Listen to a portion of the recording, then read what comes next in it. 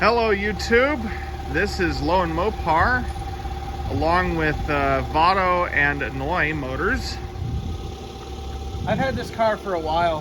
How long have I had it? Like 2 years? Had it for about 2 years, yeah. So I sent it somewhere to get the floor pan replaced, and the car gets dropped back off.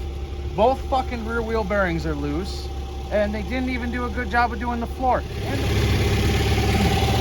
See that? That's supposed to be welded on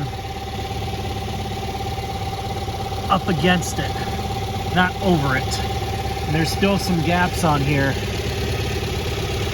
This, I don't know, is, well, yeah, look at that. I'm not a professional welder myself, but I know what not to do. Yeah. Anyway, this is my car. It was nice. Then it got ruined.